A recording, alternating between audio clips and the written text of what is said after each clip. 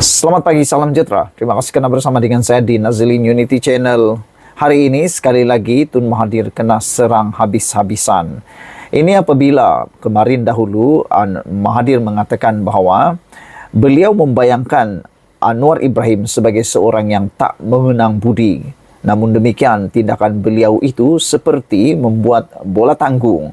Sehingga kan seperti juga meludah ke langit kena muka sendiri. Yang lebih teruk lagi, perbuatan Mahathir yang seolah-olah meminta simpati itu mewujudkan keadaan bola tanggung sehingga beliau kena smash sendiri. Mahathir sebenarnya tak layak cakap soal balas budi, kata Setiausaha Politik Anwar.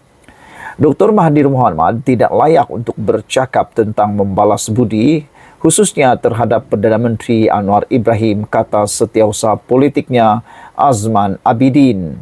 Dia mendakwa bekas Perdana Menteri itu telah pun merancang plot terhadap Anwar seawal minggu pertama susulan penubuhan Kerajaan Pakatan Harapan pada Mei 2018. Selepas Pakatan Harapan berjaya menubuhkan kerajaan pada 10 Mei 2018, Mahathir mengadakan mesyuarat dengan pemimpin-pemimpin PH. Dalam mesyuarat itu, ketua parti diberikan mandat untuk menentukan dan menamakan calon menteri kabinet yang mereka fikirkan sesuai.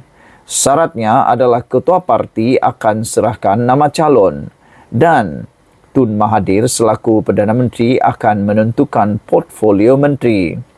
Tetapi apabila Tun Mahathir mengumumkan senarai menteri, dia mengumumkan 4 pemimpin PKR sebagai menteri yang sebenarnya tidak pun dicalonkan oleh Presiden PKR Wan Azizah Wan Ibrahim. Kesimpulannya, dia telah mengkhianati dan merancangkan plot terhadap Anwar dengan melantik pemimpin-pemimpin PKR yang tidak sehaluan dengannya, katanya kepada Malaysia Kini.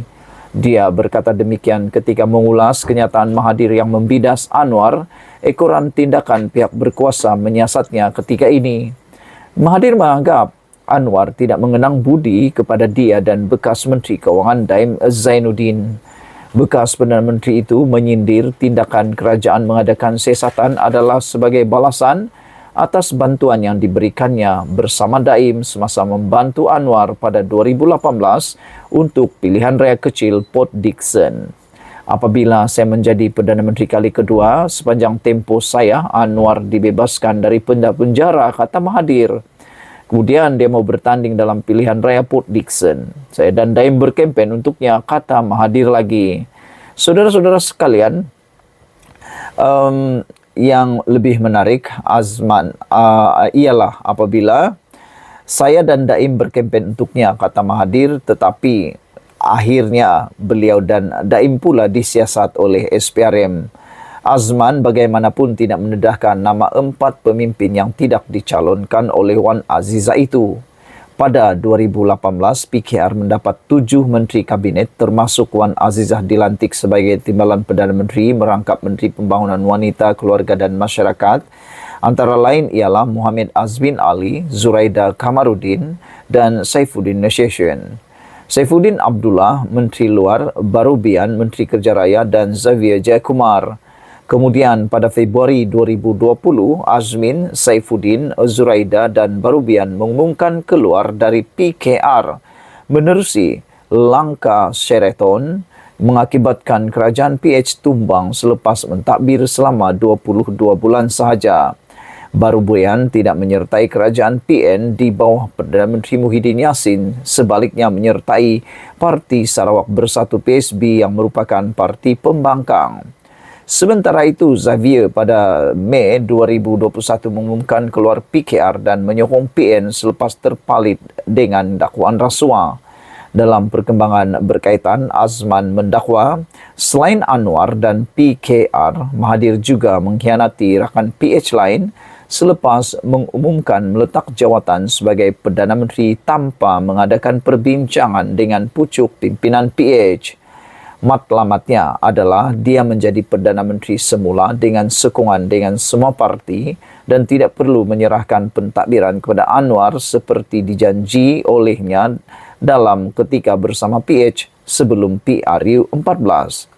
Kita semua tahu langkah Sheraton adalah untuk tidak menyerahkan kuasa pentadbiran kepada Anwar. Kita semua tahu siapa dalangnya, tapi dalang itu sendiri dikhianati oleh pengikutnya sehingga tidak dapat kembali ke tampuk kuasa. Bertanding di bawah tiket PKR menggunakan jentera dan sokongan PH menjadi Perdana Menteri. Kemudian cuba menumbangkan Pakatan Harapan. Inilah perangai Mahathir, kata Azman lagi. Jadi, saya percaya Mahathir merupakan insan paling tidak layak bercakap mengenai balas budi, kata beliau lagi. Ada beberapa komen daripada netizen di ruangan Malaysia kini berkaitan isu ini. Ada yang mengatakan bahawa panjang pula umur kalau orang buat baik ya, pemimpin paling duka dalam sejarah, kata beliau. JBK kata, Atok ni dah umur 98, sebenarnya perlulah berfikiran waras, katanya. Itulah perangainya yang amat teruk, katanya, merujuk kepada huraian dan ulasan daripada Azman sebentar tadi. Katanya lagi, sejahat-jahatnya yang dilakukan itu tidak pernah pula tertanam di hati Anwar. Saudara-saudara sekalian, Kotaro Minami kata dia bukan saja tidak layak nak cakap pasal Perdana Menteri ke-10, malahan tak layak lagi menjadi Perdana Menteri. Hidup penuh dengan kebencian dan hanya tahu nak pecah belahkan masyarakat, kata Kotaro Minami. Black Hawk kata, Tun ini sudah tak sedar diri lagi ke? Ungkit pasal konon dia berkempen untuk Anwar. Anwar tak perlukan sokongan kamu, kata Black Hawk. Bila Anwar bertanding di Tambun pada PRU 15, dia menang tanpa bantuan Mahathir. Bahkan dia mengalahkan orang paling disangka boleh kalahkan Anwar, iaitu Peja. Sementara Mahathir pula kalah teruk dengan cara yang paling memalukan. E1976 kata, 22 tahun jadi Perdana Menteri nampaknya gagal. Hutang, harga barang banyak berlaku. Kan ni semua atuk yang cetustan. Tak boleh salahkan pemimpin yang selepas ini. Ni orang yang cetus masalah politik, hutang bertimbun, kata beliau. Masalah PTI di Sabah, bukankah dia Perdana Menteri? Sehingga kini masih mahu mengeruhkan keadaan lagi, kata beliau lagi.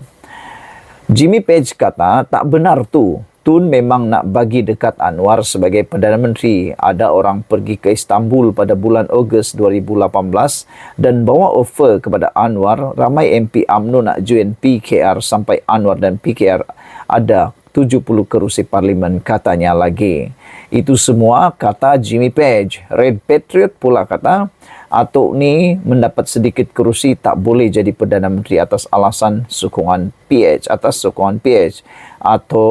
Atok dah tak boleh dipercayai lagi, kata Red Patriot. Sekian dulu untuk kali ini. Jangan lupa tinggalkan komen anda, tekan butang subscribe. Kita jumpa lagi. Bye-bye.